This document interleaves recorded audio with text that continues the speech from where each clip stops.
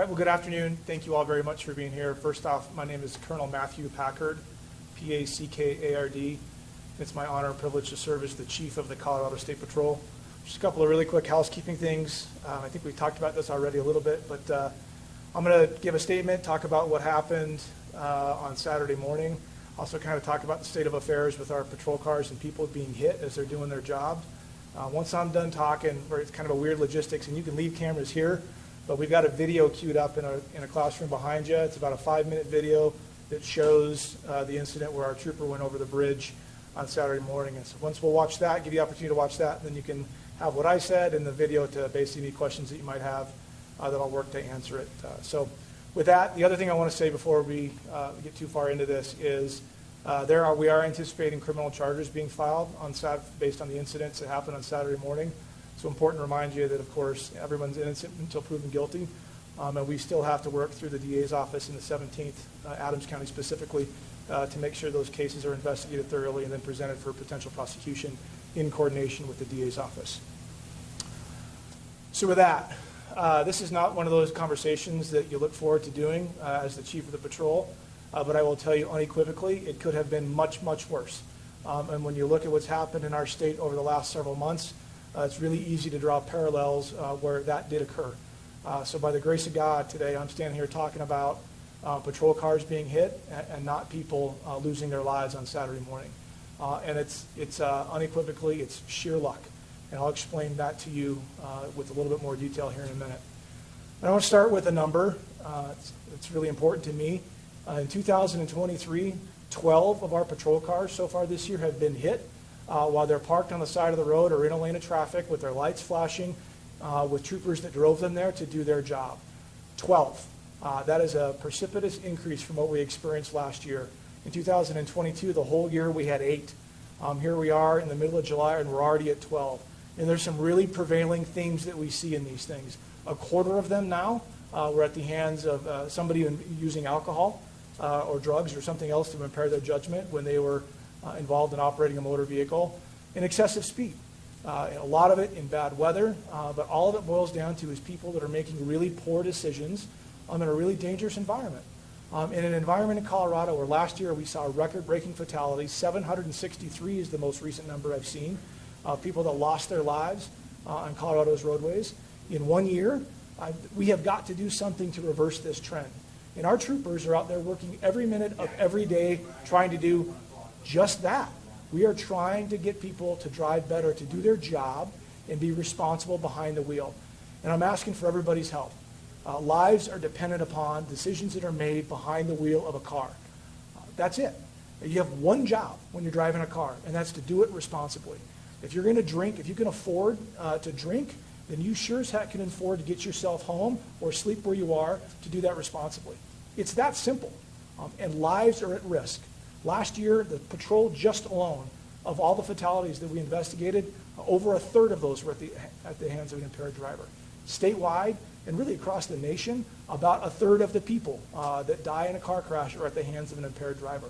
This is something that is really, really challenging for me to understand, because it is such an obvious choice to just be responsible, realize that it's somebody else's life, their well-being, that is at risk when you make this selfish decision to drive drunk. Adams County in this state, Adams County leads the state in alcohol-related fatalities. Nobody else. At Adams County, that's where it is the worst. And that's where this really came to a point for us on Saturday morning. So I'm asking for everybody's help. I'm demanding it, quite frankly. This is what our job is to make sure that our roads are safe so our communities can be safe, and that is entirely contingent upon people making good decisions. I will tell you that this organization, the Colorado State Patrol, and all of its troopers, its comm officers, its port of entry officers, everybody that's a part of the State Patrol will be focused on this issue, saving lives on Colorado's roads. We were yesterday, and we are more and more so motivated to make sure that we're successful in this. But we need help. We need everybody to do the right thing. Do your job. Drive your car responsibly. When you see somebody making poor decisions, whether it's with alcohol or drugs or driving recklessly or speeding, do your job. Say something. Do something to make sure that people can be safe. So all of this stuff seems to have fallen apart for us on Saturday morning. So at roughly 2:38, the Colorado State Patrol was called to minor injury property damage crash on 270 at milepost 1. So it's in Adams County, just a little bit south and I suppose east of the I-270, I-76 interchange. Troopers were called to a single vehicle crash. Our first trooper arrived on scene and she began to investigate that, and she suspected that there might be alcohol impairment involved in that crash, and she began that investigation. A second trooper responded to that scene. Ultimately, they performed voluntary roadside maneuvers, and the determination was made that that driver was not under the influence of alcohol at the time of that incident. But nevertheless, our troopers had to stay on scene to complete that investigation and get it cleaned up, as you see our folks doing every day. About an hour later, at about 3:45 in the morning, the first of our patrol cars was struck. Our trooper had parked the vehicle with its lights on and other equipment out to warn approaching motorists, was blocking the right lane on 270 when a vehicle came into that scene at I would say, a very high rate of speed.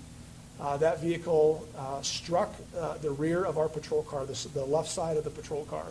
Thankfully, our trooper was not in the car. That vehicle rolled over, and that driver was injured, although not seriously. Troopers immediately suspected that impairment was involved, and they began to do their investigation into the impaired driving for that incident. Obviously, that call went over the radio, and a third trooper that was starting his shift that morning responded to the scene to offer his assistance as we continued that investigation. That trooper arrived on scene a few minutes before 4:15 in the morning. Trooper arrived on scene. He parked his car initially at the rear, I would say the very beginning of that crash scene. After a brief exchange with the other troopers on scene, the decision was made to reposition his patrol car further up on the crash scene. So by explanation, I would say this scene started with the deployment of traffic cones. Those were deployed. There were also road flares that were deployed. And then the first patrol car, which for the record was the one that was previously struck, was still parked in the right lane. It had all of its lights going. And then we had two more of our patrol cars on scene, as well as an Adams County Sheriff's Deputy patrol vehicle was on scene. All of them in some configuration in the right lane, all of them with emergency lights activated. Trooper Kevin Bagley. Trooper Kevin Bagley is a 2-year trooper. He's a second-generation trooper for this organization. This is a family that has dedicated their professional life to the well-being of this state and to make sure this organization has its best foot forward in keeping people safe. Trooper Kevin Bagley, as I said, repositioned his patrol car. He moved up in the scene and was positioned between his car and a bridge rail right there at 270. He was monitoring our trooper that was now evaluating the sobriety of the driver from the first struck-by incident or the second crash in the sequence, and they were at the very front of the scene in front of an Adams County vehicle. Trooper Bagley stood there, again was watching the trooper begin her process of administering roadside maneuvers and again monitoring traffic. Our third trooper that was on scene was back at the beginning also making sure the road flares were in working order, were still lit, and also monitoring traffic. A vehicle came into the scene, I would say also at a high rate of speed. That vehicle collided first with some traffic cones. It went off towards the left. It looks like it probably collided with a guardrail or something on the left side of the road, and then came back to the right and collided with the left rear corner of what ended up being Trooper Bagley's patrol car. The driver of that vehicle continued its crash sequence and came to rest there at the scene.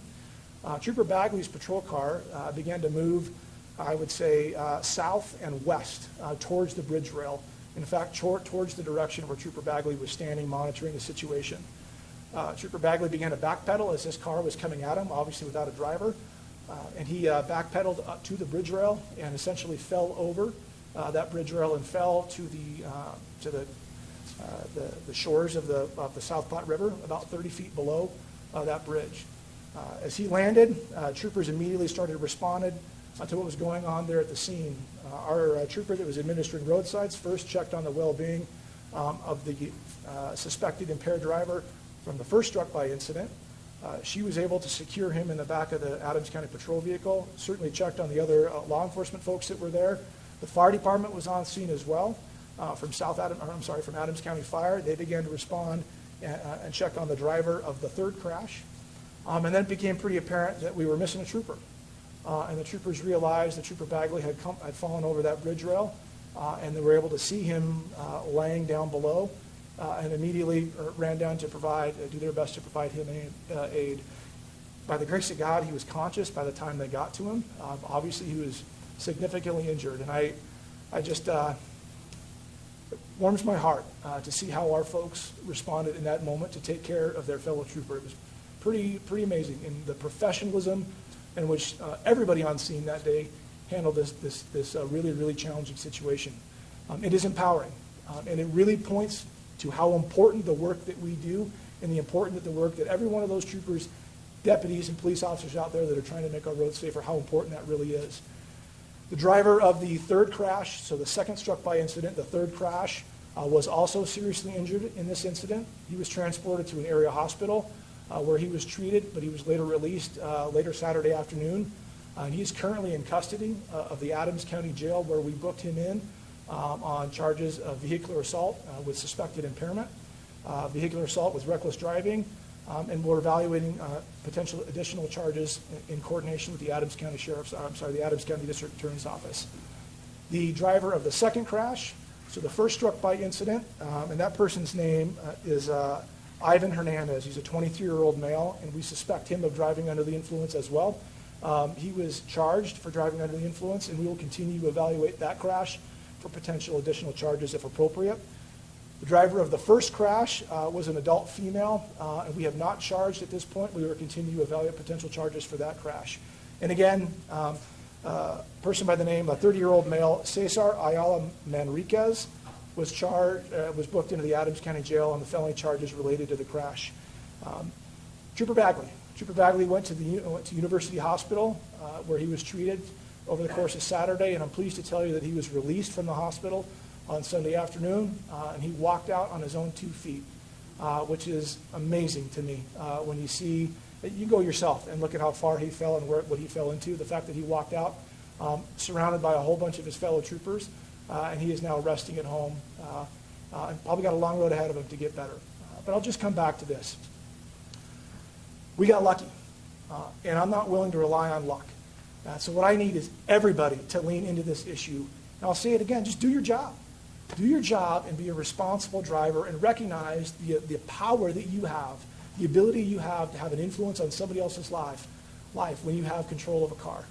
You can do the right thing and drive sober and drive with care and regard for the sanctity of human life and other folks, or you can do something that's far less palatable.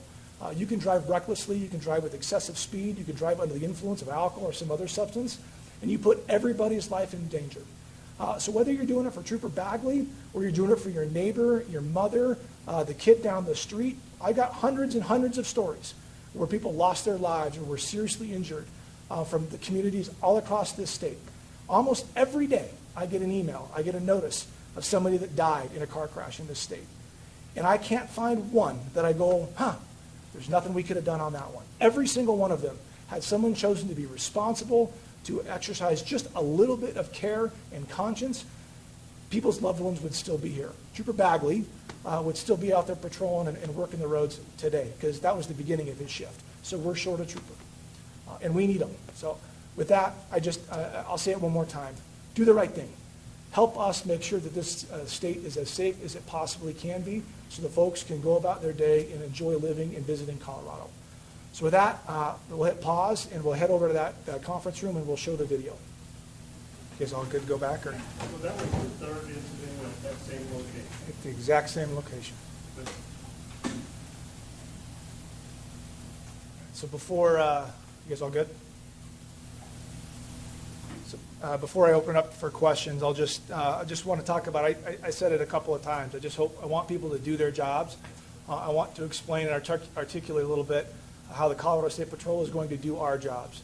And so in fact, all of these things were in the works, but I want to highlight them today so you can know what you can expect from your state troopers here moving forward. First off, I'm going to ask all of our troopers to lower their tolerance on crash-causing behaviors, the violations that we know that cause crashes.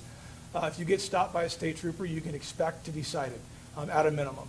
We have zero tolerance for impaired driving. We'll do everything we can to hold folks accountable that make a selfish decision to get behind the wheel of a car or get on a motorcycle or whatever else they might be driving and choose to drive impaired. In fact, we've just developed a statewide DUI task force team, for lack of a better term.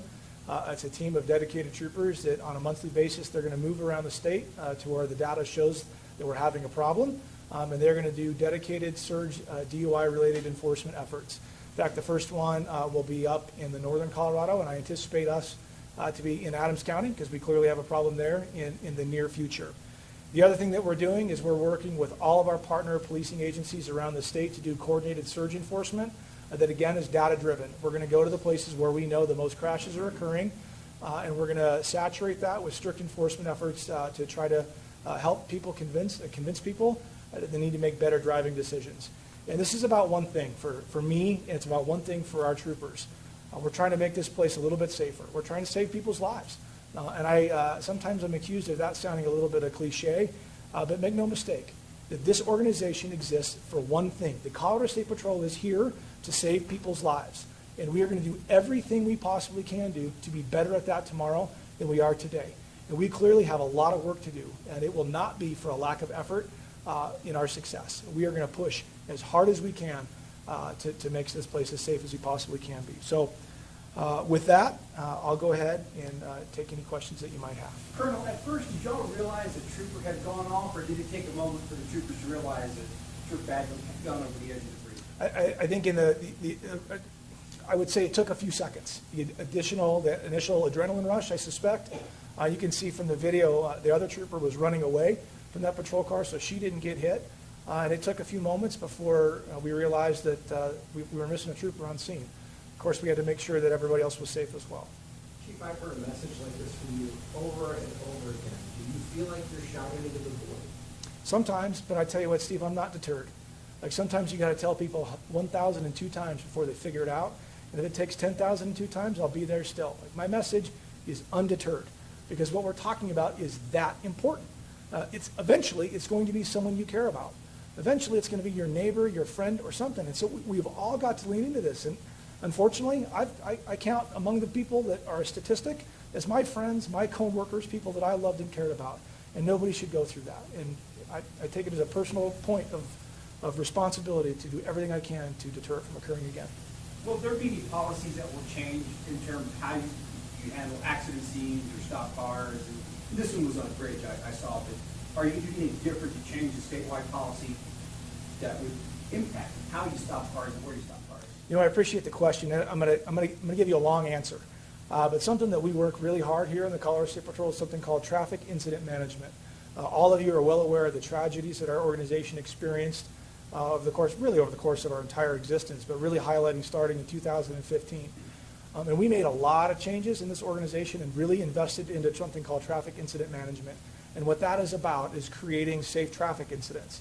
And I will tell you, we are leaps and bounds in front of where we were 6, 7, 8 years ago. These scenes that we're managing, we are doing so in such a safer manner. And it's early. And I've watched some video, I've heard some accounts from the supervision that was on scene. And I got to tell you, I can't find first blush that we did anything wrong as far as a scene security perspective. We had deployed cones, we had deployed flares, we had lights going, we took the lane, we were doing a lot of stuff. But sometimes people overcome all of our efforts to keep a scene safe. Is there pressure in a situation like this to keep the road open, like after you have that second crash? Why not shut down the highway as you're investigating that? Yeah, so there's always some level of pressure to keep the roads open. We all live, most of us here live in Denver, and we understand the complexity of that and the disruption it causes. But the first thing I will tell you is that every trooper that's part of the Colorado State Patrol knows that if they think they need to close the road for their safety, and those are the people that are on scene, then they have every ounce of authority to do that. We do try to give them every tool and every bit of training so they don't have to do that, but to take as much as the road as they can to do it as safe as they possibly can. But truth be told, the only way to make it completely safe is to close it entirely. And even then, people go through roadblocks. So it's always a balance. It truly is.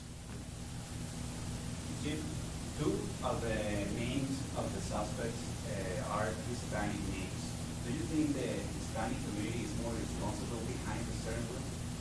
I can't comment who's more responsible than another person in driving the car. Here's what I know. Is people of all demographics, age, race, ethnicity, they're all victims to car crashes. And we've arrested all kinds of people from all different backgrounds for making poor decisions. So I'm not going to call out one specific sect of the community. It's all of us. And we all have a responsibility to make sure people drive safer. What's the deal with Adams County, though? You say there's a concentration, the most DUIs, what's happening in this? You know what, I could guess, but all I know is I'm going to work with the district attorney's office, I'm going to work with the governor's office, I'm going to work with everybody that I can to find a multi-pronged solution to address that issue. I know what's in the bailiwick of the Colorado State Patrol. It has to do education and strict enforcement, and so we're going to do that. But I recognize that whether it's in Adams County or in El Paso County and other places where we have a higher incidence than in other places, that we'll do everything we can to provide people an alternative to driving drunk. But I think what's frustrating in Adams County is it's not like we're resourced in there. Uber goes to Adams County, Lyft goes to Adams County, there's taxi cabs in Adams County, and there's a lot of people. So you can always pick up the friend, or there's a bed nearby that you can sleep in. There's just no excuse. There's just no excuse. Do you call on local law enforcement agencies like Adams County to be better at speed and DUI enforcement? I mean, it seems like, there's a higher instance of DUI and speed. And then, side question, I go to the speed limit every day, and people pass me like I'm standing still. And there's nobody writing tickets, speeding tickets to these people. So everybody gets used to just going 80, 85 miles an hour because they're not getting pulled over.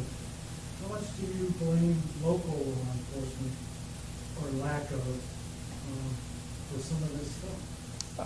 I don't blame anybody, the person that's behind the wheel making the poor decision. Do you ask That's them, just, do you say, hey, can you have more DUI traps and stuff? yeah, we work with every partner agency that's willing to work with us. And as I mentioned, we're actually in the process of developing a more robust schedule for surge enforcements with multi-agency response. We've had a tremendous success on the western slope in Mesa County in particular, where it's multi-agencies going on and attacking this issue. But I think the best way to answer your question is we all have priorities. In our local law enforcement, they have priorities in their communities to do all kinds of things. Traffic is our responsibility. We can't do it alone. But we will be the lead. We will step into any conversation and take the lead on a traffic safety perspective, because that's what we're here to do. So I'll take all the help I can get. I'm not going to call anybody out for how they're assigning their priorities. I don't run those organizations, but I am in charge of this one, and we will do everything we can to partner with whoever wants to work with us to make this community safer. Hey, Kurt, backing off of Dan's question, you talked about changing your tolerance level. What was getting by before?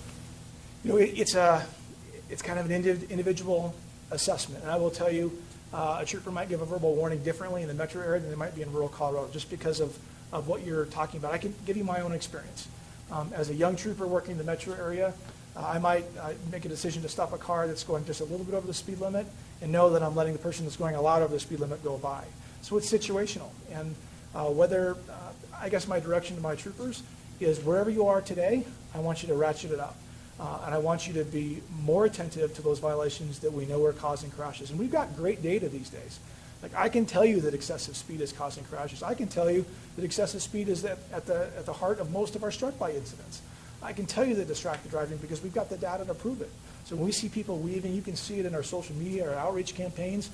The things that we're talking about are the ones that we know are causing crashes. And so again, to our troopers, it's lives dependent on it. So wherever we are, I think we need to step it up just a little bit more. To your point, we got to be more strict because people aren't getting the message. Can you remark again about your reaction to the team on the ground when the incident happened? You were saying that you were proud of that. Can you talk about that a little bit? Yeah, you know what? There are a few things. I'm a father and I'm a husband, and that fills me with pride. And short of those people, I can't think of anything that I'm more prideful than to be a part of the Colorado State Patrol. And I'm proud of the work that we do. I'm honored to be a part of the work that we do, but that pride is 100% attributable to the people that I get to wear this uniform with, the people that I get to call fellow coworkers in the Colorado State Patrol. And where that pride comes from in so many different facets, but highlighted on Saturday morning at about 4:29 in the morning, is watch how they can respond in incredibly stressful and tragic situations. They're literally looking over the bridge rail at one of their friends, a guy that showed up to help them, and watch them prioritize other people Like the person that we were investigating for impaired driving for hitting one of our patrol cars. Like our trooper was worried about his safety and made sure that he was in a place that he could most safely possibly be in that moment. We walked through the person that caused this crash, allegedly, right? And we're worried about his safety. And then I watched these folks hop over guardrails and scale down these embankments to get to their brother. And then you watch how they're calming him and they're working and trying to do everything they can to get him comfortable. Obviously, he's not. He just fell 30 feet off of a bridge. But they're doing everything they can to take care of him in that moment. They're not losing their head. They're not running around. They're focused. And it's amazing to watch. That's not a normal person response. That is a state trooper response, and I am proud to be associated with it. What were the nature of the trooper's injuries? Serious. I'm not going to. Break anything? He had multiple serious injuries, and I won't get more specific than that. Were any body cameras activated? I don't know if in a situation like this, if it would have shown the trooper going over the edge. There's a lot of video that was recorded. Trooper Bagley actually didn't have a body camera on. Like I said, had started his shift and was actually on his way to the office to go pick up his body camera when this incident occurred. Colonel, did some of the other troopers have their cameras activated that would have shown the trooper going over in addition to what we saw today? There's a bunch of video. The only video that we found that actually shows that happen is the one you saw. Okay, thank you. And one other question. I don't know where we are in terms of like DUI roadblocks. I think Dan mentioned something about some sort of enforcement. Are DUI roadblocks even legal in Colorado? Where you can, not roadblocks, but where you can check Checkpoints. people coming. Yeah. Checkpoints, thank you. Yeah, DUI checkpoints are a thing. And in fact, if you look out behind this building, there's a really big, I'll call it an RV. That's not what it is, but a large vehicle that will be a mobile DUI van for us where we can put an intoxilizer in.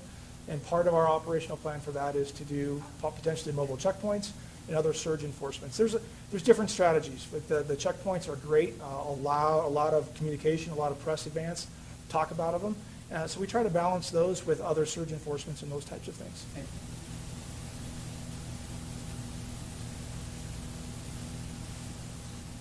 All right, if there's no other questions, again, I sincerely appreciate you all coming out today. And I'll finish with an ask. Today we're talking about this because of the incident that happened on Saturday morning.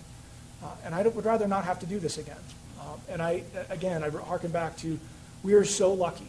Where he fell was softer than what he could have landed on to the left or the right of where he fell. We got lucky. And I just don't want to rely on that. And I'm not foolish enough to think that I can solve this problem by myself. I'm not foolish enough to think that the Colorado State Patrol can solve this problem by ourselves. It's going to take all of us. To you all in the media and to the members in the community that have the opportunity to listen to this, tell this story and talk about how important this stuff is. If you have the opportunity to tell somebody what's at risk, when you make this selfish decision to get behind the wheel of a car while you're impaired by something, tell them what's at risk. At least have that conversation. Studies will tell you that it's not the fall down drunk people that cause a lot of these crashes. Those people happen, they cause crashes, but it's this middle of the road, like the lower levels of intoxication where people's judgment is impaired. They can make this him and ha decision. I think I'm going to drive today.